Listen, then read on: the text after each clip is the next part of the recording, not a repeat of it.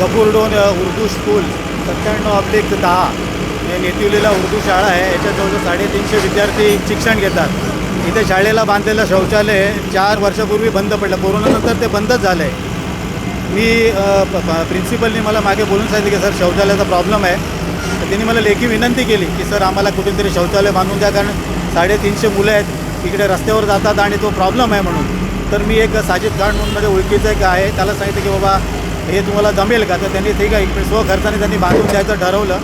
तसं मी शिक्षण मंडळाला पण त्याची माहिती दिली होती की असंच आम्ही करतो आणि शाळेचं शौचालय ते.